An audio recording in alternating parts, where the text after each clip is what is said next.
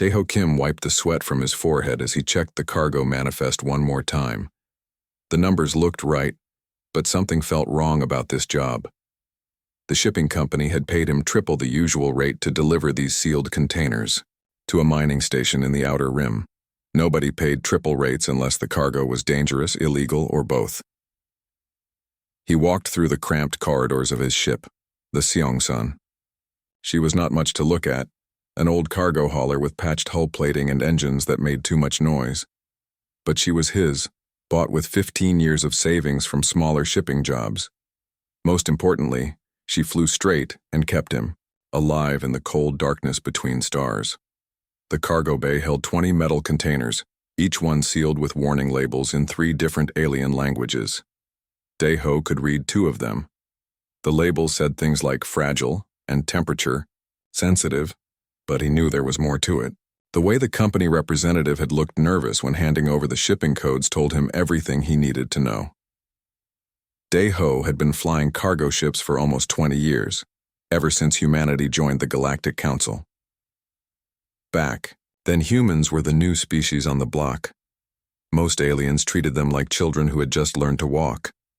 Some were friendly enough, but others made it clear that humans did not belong among the stars. The Seongsan shuddered as her hyperdrive began to charge. Daeho settled into the pilot's seat and ran through the pre-jump checklist. Everything looked normal. The route to the mining station would take him through 3 different star systems, with planned stops for fuel and supplies. It should be a routine job, the kind he had done hundreds of times before. The hyperdrive engaged with a low hum that vibrated through the ship's hull. Stars stretched into lines of light as the Seongsan jumped into hyperspace. Daeho relaxed in his chair and pulled out a cup of coffee that had gone cold hours ago. The bitter taste reminded him of home, of the small apartment on Earth where his sister Eun-young still lived with her 2 children. He had promised to visit them after this job.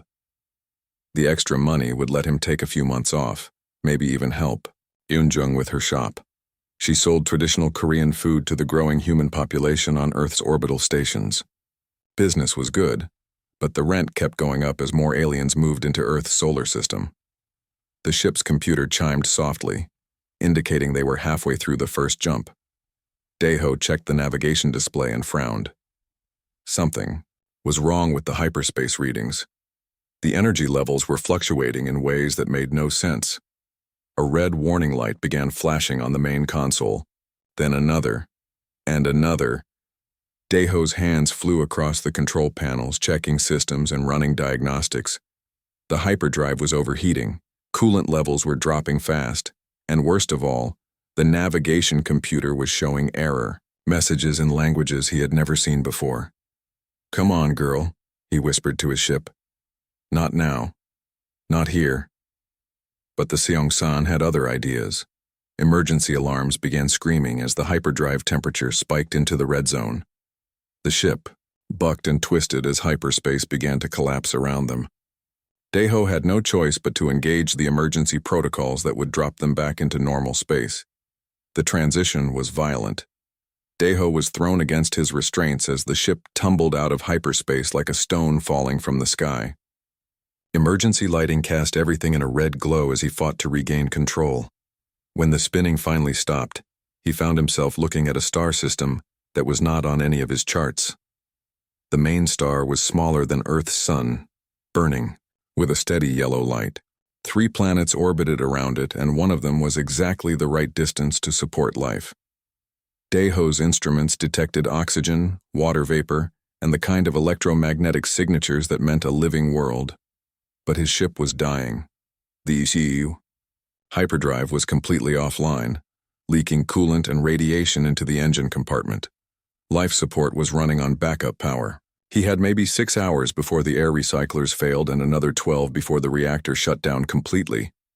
The habitable planet was his only option. As the Seongsan limped toward the green and blue world, Daeho tried to send a distress signal. But his communications array had been damaged in the emergency drop from hyperspace. He was alone, thousands of light years from the nearest human settlement, approaching a planet that did not exist on any map he had ever seen. The planet was beautiful. White clouds swirled over blue oceans and green continents.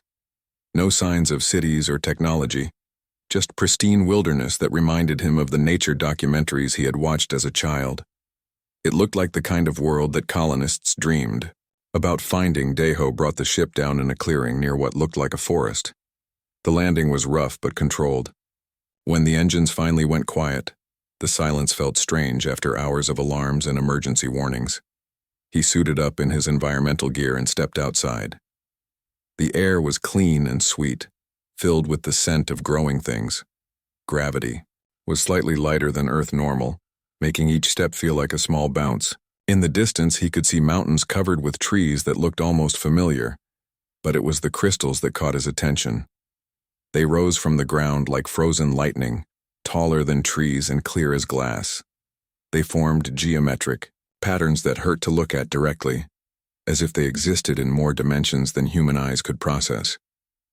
Some were as thin as needles, others as wide as buildings. They hummed with a sound that was felt more than heard. Deho had never seen anything like them. In 20 years of traveling between star systems, he had visited dozens of worlds with their own unique geology and biology. But these crystals were different. They seemed almost alive, pulsing with a rhythm that matched his heartbeat. He tried to ignore them and focus on repairing his ship. The hyperdrive would need completely new coolant lines and at least 3 days of work to make it safe for another jump. The navigation computer was a bigger problem. Half the circuits were fried, and he did not have the spare parts to fix them properly. As the planet's sun set behind the mountains, Deho made camp inside his ship. He heated a meal of recycled protein and vegetables while reviewing the damage reports on his tablet. The numbers were not good. Even if he could fix the hyperdrive, he would need help from a proper shipyard to make the navigation systems reliable again. Outside, the crystals began to glow with a soft blue light. The humming sound grew stronger, and Deho felt something that he could not quite name. It was like standing at the edge of a vast ocean, knowing that something immense and ancient was moving in the depths below. He did not know that he had just stepped foot on the most forbidden world in the galaxy. He did not know that the crystals were the remains of a network that had once connected entire galaxies. And he certainly did not know that his presence had just sent a signal across the void to things that had been waiting in the darkness between stars for thousands of years. All Deho knew was that he was stranded on a beautiful world with a broken ship and no way to call for help. Tomorrow, he would start repairs and hope that someone would eventually come looking for him. He had no idea that someone already was. Admiral Yoon Sora stood on the bridge of her flagship, the Thunderbolt, watching the holographic display with growing concern. The signal had come from the Cathara system, a place that should not exist on any modern star chart, a place that had been forbidden for 3,000 years. "Are you certain about these readings?" she asked her science officer. "Yes, Admiral. The energy signature matches the old records exactly. Someone has activated a communion node on Cathara Prime." Sora felt a chill run down her spine. She had been briefed on the Cathara situation when she first became an admiral, along with only a handful of other high-ranking officers. The planet was supposed to be empty, its location kept secret from all but the most senior council members. "How many ships can we mobilize within the hour?" she asked. 15 heavy cruisers and 30 escorts are within range. "But Admiral, should we not inform the council first?" Sora shook her head. "This is a code black situation. We have full authority to act." She paused, then added quietly, "Besides, if word gets out that someone has breached Cathara, it could cause panic across the entire galaxy." The truth was worse than panic. Sora knew what the Communion Network really was, and she knew why it had been shut down. The official records spoke of an ancient alien network that had fallen into disrepair. The real records, locked away in the deepest vaults of the Council archives, told a different story entirely. On the other side of the galaxy, Dr. Minho Park was having trouble sleeping. He had spent the last 3 days in the Council archives, researching human integration policies for his next paper. But something kept nagging at him, a feeling that he was missing something important. Minho was one of only a dozen humans working directly for the Galactic Council. His specialty was xenoarchaeology, the study of ancient alien civilizations. It was work that required patience, careful analysis, and the ability to see patterns that others missed. Skills that humans seemed naturally good at, much to the surprise of their alien colleagues. His computer chimed with an urgent message. Security alert. Unauthorized access to restricted star charts. Investigation in progress. Minho frowned. He had not accessed any restricted charts, but as he checked his research, history, he realized that one of his searches had triggered automatic security protocols. He had been looking for information about pre-council civilizations, and apparently that search had touched on something classified. Within minutes, a security officer was at his door. To Minho's surprise, it was Counselor Yunji An, one of the few humans in the council's upper hierarchy. "Dr. Park," she said, stepping into his quarters. "We need to talk." "I did not mean to access anything classified," Minho said quickly. "I was just researching ancient network technologies for my next paper." Yunji closed the door behind her and activated a privacy shield. "Tell me exactly what you were looking for." "Communication networks, the kind that could connect multiple star systems. I found references to something called the Ethereal Communion, but most of the files were restricted." Yunji's face went pale. "Minho, I need you to listen very carefully. A human cargo pilot has just landed on a world called Cathara Prime. This planet has been forbidden for 3,000 years, and now Admiral Sora is mobilizing a fleet to deal with what she considers a serious security threat." "What kind of threat?" "The kind that could get him killed, along with anyone who tries to help him." Meanwhile, on Cathara Prime, Daeho was discovering that the crystals were more than just pretty rocks. As he worked on his ship's hyperdrive, he noticed that the blue glow from the crystals seemed to pulse in rhythm with his movements. When he felt frustrated with a particularly stubborn circuit, the light grew brighter. When he paused to rest, it dimmed. It was almost as if they were responding to his emotions. On the second day, while replacing damaged coolant lines, Daeho accidentally cut his hand on a sharp piece of metal. As blood dripped onto the ground near the largest crystal formation, something extraordinary happened. The entire crystal network suddenly blazed with light, and Daeho felt a sensation like electricity running through his brain. For just a moment, he could sense something vast and ancient stirring around him. Not threatening, but definitely aware. It reminded him of the feeling he had gotten as a child when his grandmother would tell him stories about spirits that lived in the mountains and forests of old Korea. The sensation faded quickly, leaving him dizzy and confused. But when he looked at his injured hand, he found that the cut had already stopped bleeding. More than that, it was healing faster than should be possible.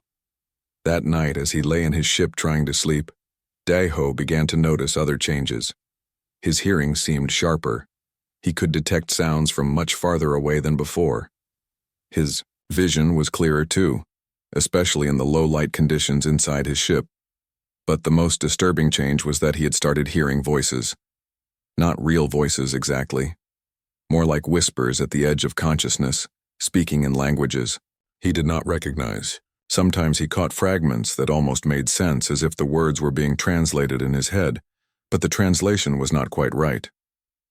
On the third day, while testing his repaired hyperdrive, Daeho felt a familiar sensation. It was the feeling he got when other ships were approaching, the slight change in local space-time that experienced pilots learned to recognize. But his instruments showed nothing. It was not until several hours later that his short-range sensors, finally, detected the incoming fleet. 15 large ships and dozens of smaller ones, all bearing the insignia of the Galactic Council Defense Force. They were still a day away, but they were definitely coming for him. Daeho tried to send a communication explaining that he was just a stranded cargo pilot, but his signals were being jammed. Whatever these ships wanted, they were not interested in talking first. He spent the rest of the day making his ship ready for a quick departure. The hyperdrive was working again, though, not at full efficiency. The navigation computer was still unreliable, but it might be enough to get him to the nearest inhabited system. But as the council fleet drew closer, Daeho found himself reluctant to leave. The whispers in his head were getting stronger, and he was starting to understand fragments of what they were saying. They spoke of ancient enemies and sleeping guardians, of a network that had once protected entire galaxies, of a great darkness that waited between the stars. More importantly, they spoke of humanity, of a species whose chaotic, unpredictable minds might be the key to awakening defenses that had slept for millennia. As the first council ships entered the system, Deho made a decision that would change the course of galactic history. Instead of running, he powered down his engines and waited. Whatever these crystals were, whatever this planet represented, it was too important to abandon. Besides, running would only confirm that he was guilty of something. And Daeho Kim had never run from a fight in his life. Admiral Sora watched from her command chair as her fleet surrounded the small cargo ship on the planet's surface. Scans showed only one human life sign aboard, along with energy readings that made her science officers nervous. "Orders, Admiral?" asked her tactical officer. Sora hesitated. Her orders were clear. Eliminate any unauthorized presence on Cathara Prime. But the target was human, and humanity was still technically a member species of the Council. Killing a human without trial would cause political complications that she preferred to avoid. "Prepare a boarding party," she said finally. "I want to know what this pilot was doing here before we decide his fate." What she did not know was that her hesitation had already changed everything. The extra time allowed the crystal network to complete a process that had begun the moment Daeho's blood touched the ground. Deep beneath the planet's surface, ancient machines that had waited for 3,000 years began to wake up. And in the darkness between galaxies, something vast and hungry felt the pulse of awakening power and began to move toward the light. The courtroom on Council Prime was the largest Daeho had ever seen. Representatives from hundreds of different species filled the massive chamber, their varied forms creating a rainbow of colors and shapes that would have been beautiful under different circumstances. But today, all eyes were focused on him with expressions ranging from curiosity to outright hostility. Daeho sat in the defendant's chair, wearing clean clothes that the council had provided. His hands were not bound, but he could feel the energy field surrounding him that would prevent any attempt to escape. Not that he had any intention of running.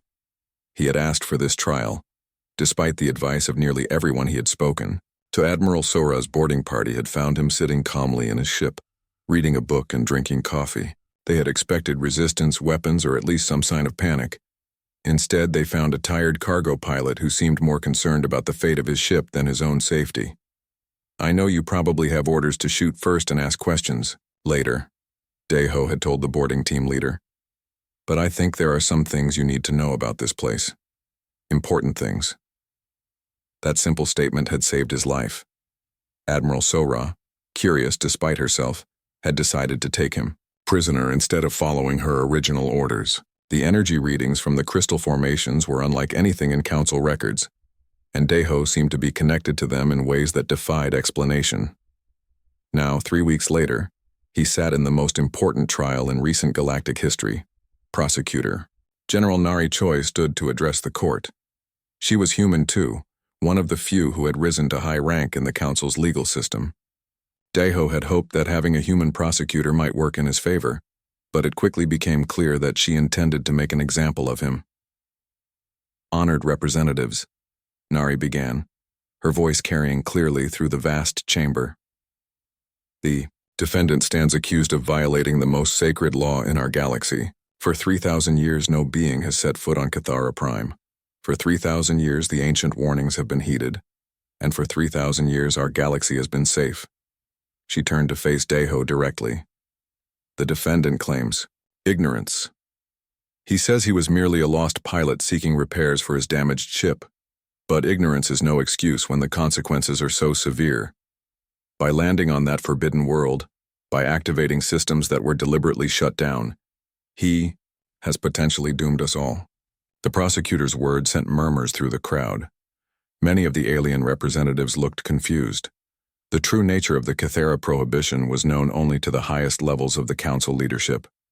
Most members believed it was simply an archaeological preserve or perhaps a quarantine zone for some ancient plague. Defense advocate Taejin Lee rose to respond. He was not human, but belonged to a species called the Vorthak, known for their logical minds and careful analysis. His forearms gestured gracefully as he spoke. Honored representatives, my client's actions were indeed unauthorized. This is not in dispute, but I submit that the real crime here is not his landing on Cathera Prime. The real crime is the Council's deliberate suppression of information that could save countless lives. This caused an uproar in the courtroom. Several representatives shouted objections while others demanded clarification. The Chief Justice, an ancient being whose species was so old that no one remembered their true name, called for order. "Advocate Lee," the Chief Justice said when the noise had died down, "you will limit your arguments to the facts of this case. The Council's policies are not on trial here." "But they should be," said a new voice from the gallery. All heads turned to see Dr. Minho Park standing up in the visitors section. He held a datapad in his hands and looked nervous but determined. "Dr. Park," the Chief Justice said with obvious displeasure, "you are not authorized to speak in these proceedings. Then I request permission to present new evidence that is relevant to this case." Nari Choi objected immediately. "Your Honor, Dr. Park has no standing in this court. His research credentials do not give him the right to interrupt these proceedings." But Taejin Lee was already moving. "Your Honor, I call Dr. Park as a witness for the defense." The Chief Justice considered this for a long moment. The trial was being broadcast across the galaxy, and the political implications of refusing to hear potentially important evidence would be significant. "Dr. Park, you may approach the witness stand, but you will limit your testimony to facts, not opinions." Minho walked to the front of the courtroom on unsteady legs. He had never spoken before such a large audience, but he knew that this might be the only chance to reveal what he had discovered. 3 weeks ago, he began, I was researching ancient communication networks when I accidentally triggered a security alert. That alert led me to investigate further, and what I found in the classified archives should terrify every being in this courtroom. He activated his datapad, and a holographic display appeared above the courtroom. It showed a star map, with thousands of points of light connected by glowing lines. This is the ethereal communion network as it existed 5,000 years ago. It connected not just star systems, but entire galaxies. It allowed for instantaneous communication across distances that would take ships centuries to travel. The courtroom was completely silent now. Even the Chief Justice leaned forward with interest. But approximately 3,000 years ago, the network began to malfunction. Messages started arriving from distant galaxies that made no sense. Reports of entire civilizations disappearing overnight. And then, something even worse. The hologram changed, showing dark spots spreading through the network like an infection. The network was being invaded by an external force, something from outside our reality, that could use the communication lines to influence and control the civilizations connected to them. The Council's predecessors made the difficult decision to shut down the entire network, cutting off all contact with other galaxies to prevent further contamination. Nari Choi stood up. "Your Honor, even if Dr. Park's research is accurate, it does not change the fact that the defendant violated the prohibition." "But it does explain why the prohibition exists," Minho continued. "And more importantly, it explains why my friend Daiho's presence on Cathera Prime might be the best thing that has happened to our galaxy in 3,000 years. The hologram changed again, showing energy readings from the planet.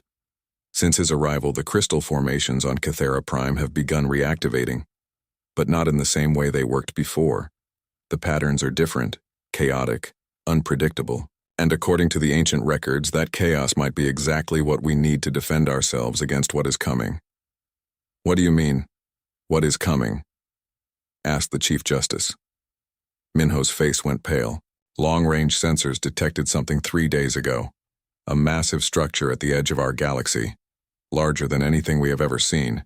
It appears to be artificial, and it is moving toward us. The courtroom erupted in chaos.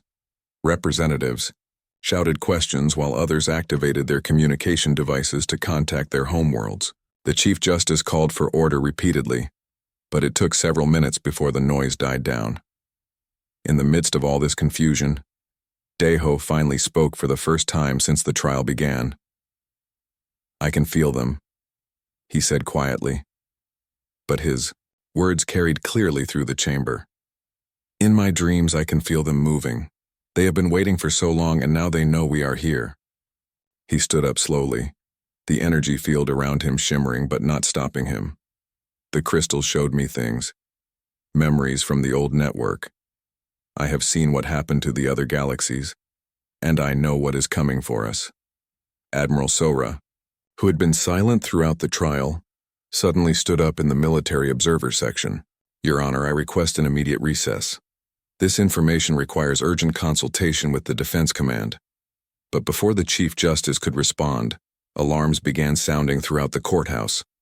Emergency lights flashed as automated systems announced a galaxy-wide alert. On the main display, replacing Minho's research data, appeared an image that froze the blood of every being in the courtroom. A structure so vast that it dwarfed entire solar systems, made of materials that seemed to absorb light itself, and it was accelerating toward the galactic core.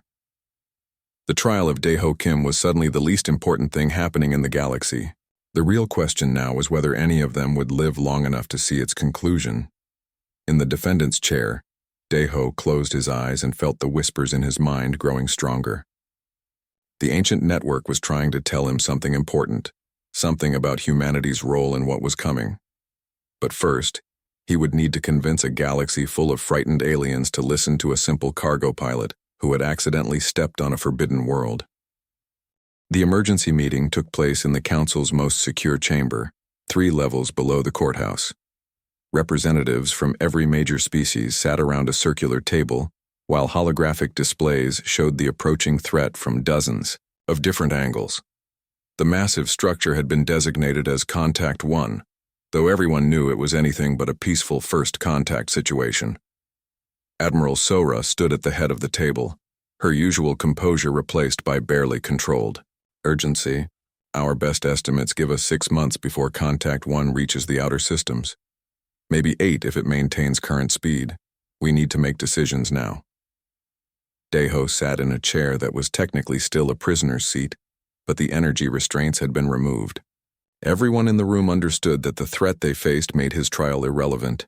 The whispers in his head had grown so strong that sometimes he could barely hear the spoken conversation around him. The defendant claims he can help us, said Counselor Yoonji An, gesturing toward Daeho. But how do we know this is not some elaborate human deception? Perhaps this entire situation was planned by your species. Dr. Minho Park, who had been granted emergency clearance to attend the meeting, spoke up from his position near the research displays. Counselor An, the timeline makes that impossible. The energy signatures from Cathara Prime began 3 weeks ago, but our deep space sensors show that Contact 1 started moving toward our galaxy almost 2 months ago. Whatever is happening, it began before Daeho ever landed on that planet. Then his arrival was remarkably convenient, said War Minister Jinwoo Ryu. The human military officer had been recalled from the Outer Rim when the crisis began. I recommend we focus on military solutions. We have the largest fleet in galactic history. Even this thing cannot be immune to enough firepower. Admiral Sora activated a new display showing detailed scans of Contact 1.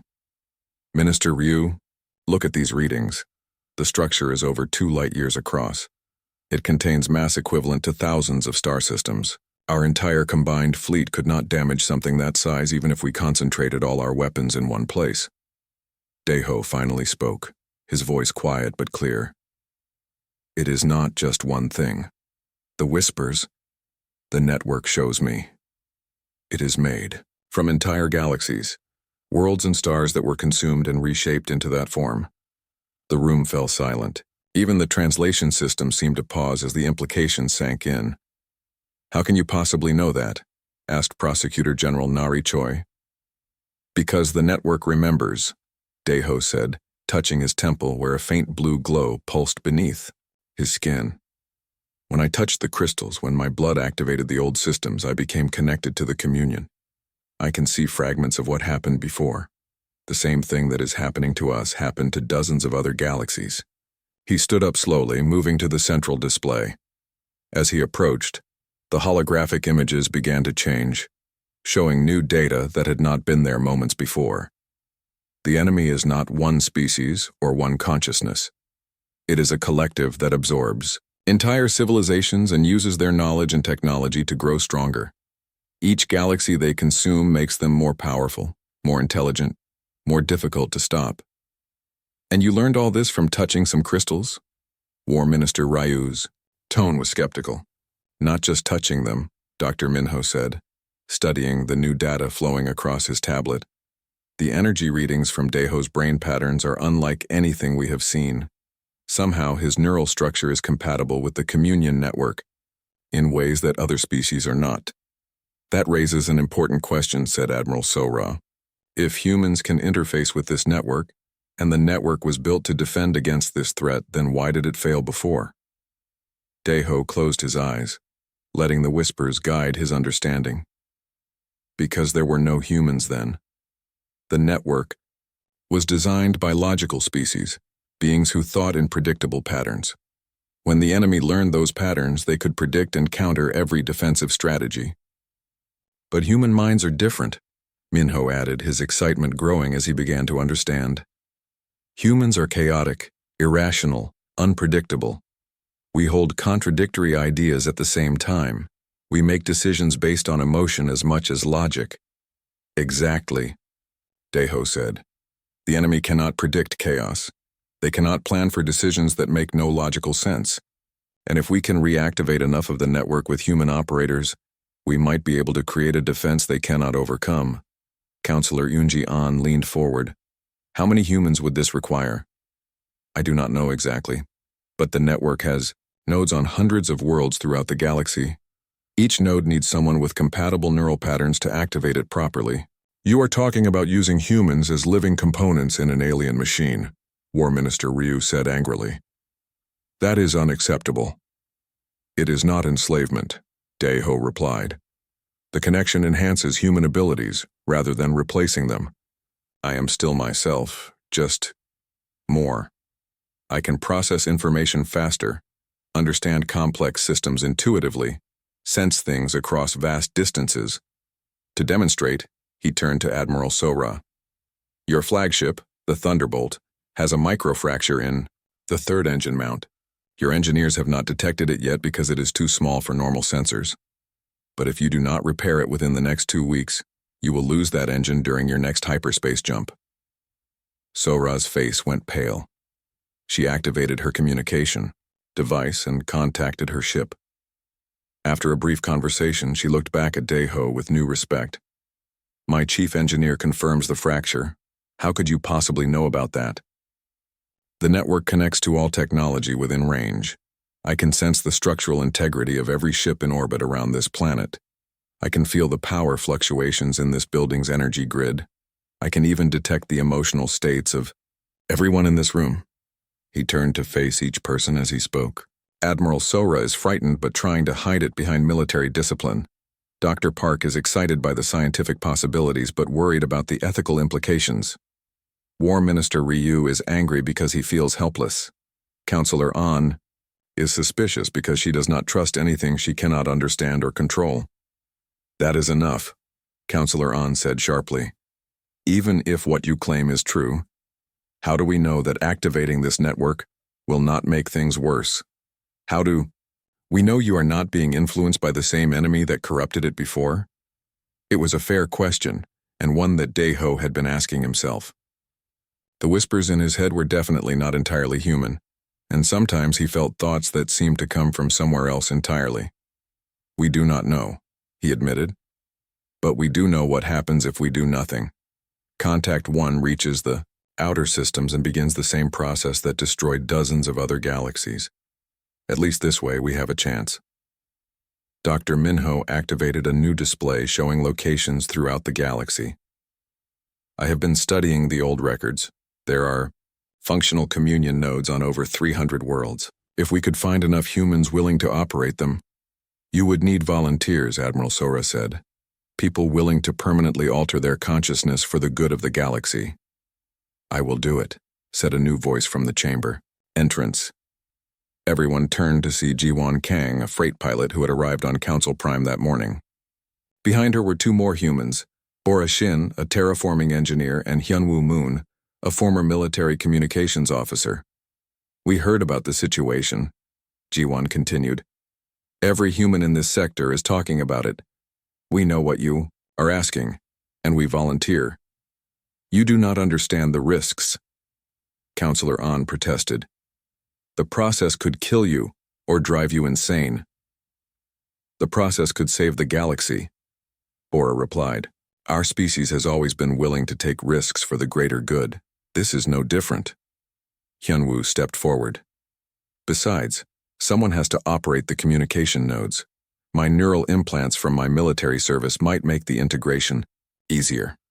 Daeho felt a surge of pride and gratitude toward his fellow humans, but he also felt something else through the network connection.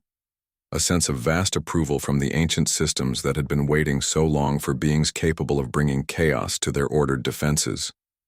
"There is something else," he said, quietly.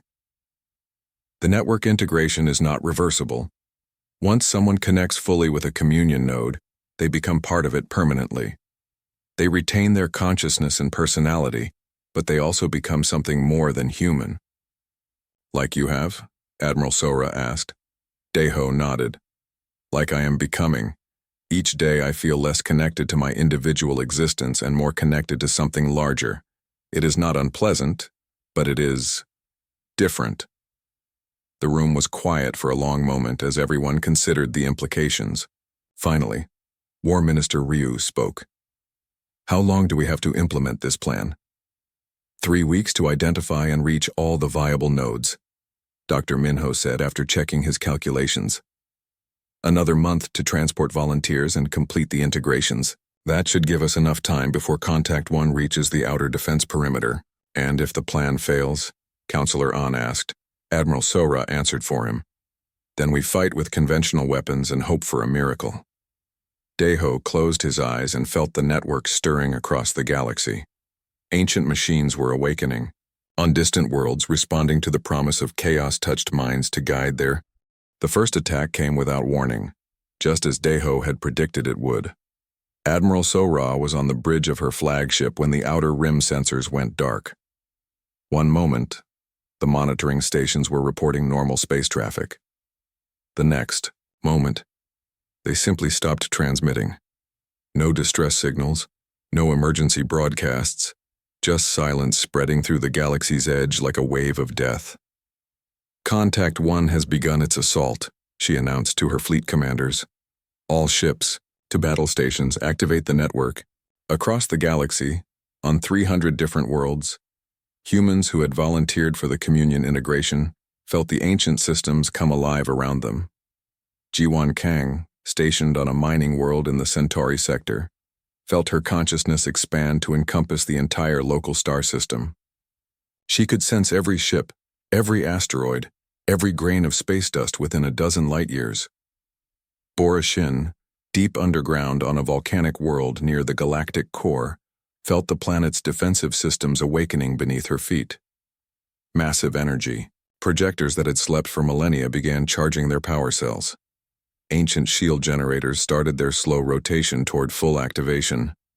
Hyunwoo Moon, orbiting a gas giant in the outer spiral, felt his mind connect with a vast network of communication nodes. Suddenly, he could coordinate the movements of entire fleets with the precision of a single organism. Orders that would normally take hours to transmit and confirm could now be sent instantly across thousands of light-years. But it was Daeho, still on Cathera Prime at the heart of the network, who felt the full scope of what they were facing. The enemy was not just one massive structure. Contact 1 was merely the spearhead of something much larger. Behind it, hidden in the darkness between galaxies, waited a force that had consumed entire galactic clusters. Billions of ships, each one built from the remains of a different civilization.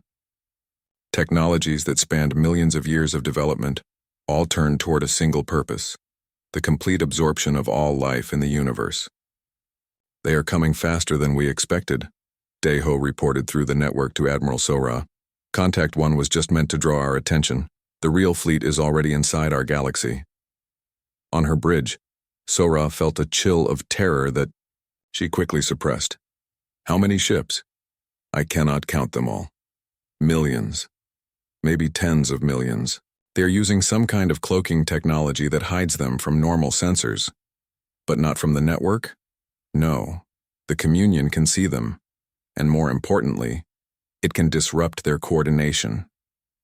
As the first wave of enemy ships decloaked, near the outer colonies, the true genius of humanity's chaotic nature became apparent. The alien fleet moved with perfect coordination, each ship knowing exactly where every other ship would be at any given moment. Their tactics were flawless, their timing precise, their strategies refined by the absorption of countless military civilizations. But when they encountered the human-operated defense network, everything went wrong. Jiwan Kang made a decision that no logical being would have made. Instead of positioning her defensive fleet in the most tactically advantageous formation, she scattered them randomly throughout the system. When the enemy arrived expecting to face a coordinated defense, they found chaos instead. Ships attacking from impossible angles, weapons firing in patterns that made no strategic sense, defenses that collapsed and reformed in ways that defied all military logic. The enemy fleet, designed to counter rational tactics, found itself completely unable to adapt to irrational ones. Bora Shin's contribution was even more disruptive. When Yaider's enemy ships tried to land invasion forces on her world, she activated defensive systems in a sequence that should have been completely ineffective. She powered up shields randomly, fired weapons at empty space, and activated planetary engines that sent the entire world spinning in a new direction. But the seemingly chaotic actions created resonance patterns in the planet's magnetic field that interfered with enemy communications. Suddenly, the invasion force found itself cut off from their command structure, unable to coordinate their assault or even communicate with each other. Hyunwoo Moon took the chaos strategy even further. He began issuing contradictory orders to different sections of the fleet, creating deliberate confusion in the human forces. Ships attacked in multiple directions simultaneously, withdrew when they should have advanced, and advanced when withdrawal would have been safer. To any rational observer, it looked like the human fleet was completely out of control, but every seemingly random action was carefully calculated to disrupt enemy predictions. The alien fleet's tactical computers, designed to process logical military strategies, crashed when faced with deliberate illogic.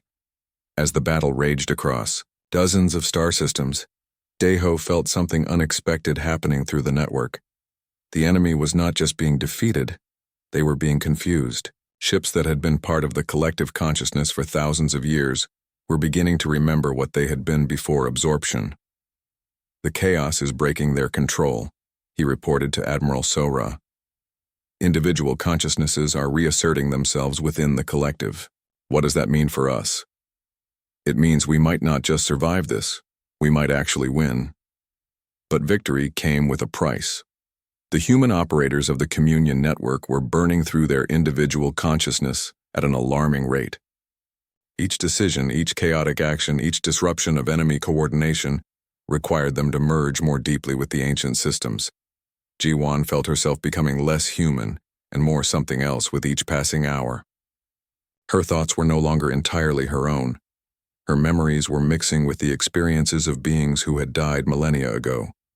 But she also felt a sense of purpose and connection that was unlike anything she had ever experienced as an individual. Bora found that she could no longer remember what her life had been like before the integration, but in exchange she could feel the heartbeat of an entire planet, sense the health of every living thing on its surface, and guide defensive systems with an intuitive understanding that transcended any training. Hyunwoo discovered that his consciousness was spreading across the galaxy through the communication network. He was becoming less a person and more a living embodiment of galactic coordination. But through that transformation, he could see patterns and connections that no individual mind could have grasped. And Daeho, at the center of it all, felt his individual identity dissolving into something vast and eternal. He was still himself, but he was also becoming the living heart of a defensive network that spanned multiple galaxies. His consciousness was expanding to encompass possibilities and perspectives that no single being could contain. The turning point came when Contact One itself finally engaged the network directly. The massive structure, frustrated by the chaos consuming its fleet, attempted to override the communion systems through brute force computational power. It was exactly what Deho had been waiting for. The moment the enemy consciousness touched, the network had encountered not the ordered thoughts of logical beings, but the pure, undiluted chaos of human creativity. Every random thought, every irrational impulse, every contradictory emotion that the human operators had ever experienced flooded into the alien collective. The effect was devastating. Billions of absorbed consciousnesses, held in perfect order, for millennia, suddenly remembered what it felt like to be individual, chaotic, unpredictable beings. The collective consciousness that had conquered dozens of galaxies began to tear itself apart from within. Contact One itself, the physical manifestation of eons of absorbed civilizations, began to change. Instead of the perfect geometric structure it had been, it started reshaping itself into forms that reflected the chaos and creativity of the minds within it. Some sections became works of art. Others became expressions of pure emotion. Still others simply dissolved as the consciousnesses within them chose freedom over order. When the battle finally ended, the galaxy was fundamentally changed. The enemy fleet, where it still existed, had become something entirely different. Former enemy ships now flew in chaotic formations, their crews rediscovering individual thought and choice for the first time in millennia. Admiral Sora stood on her bridge, watching as Contact One transformed from a weapon of conquest into something that looked almost like a massive sculpture celebrating the diversity of life in the universe. "Status report," she said quietly. "All enemy forces have either been destroyed or converted," her communications officer reported. "The threat appears to be neutralized." "And our human operators?" There was a pause. "They are different now, Admiral. Still human in some ways, but also something more. The network integration appears to be permanent." Sora nodded sadly. She had known this might happen. The volunteers had given up their individual humanity to save the galaxy, becoming living components of a defensive system that would protect countless worlds for generations to come. But when Deho's voice spoke through the ship's communication systems, she realized that perhaps they had not lost as much as she had feared. "Admiral Sora," his voice said, carrying warmth and humor that was distinctly human despite coming from a galactic network. "We are still ourselves, just bigger. We can still laugh, still love, still make terrible jokes at inappropriate times.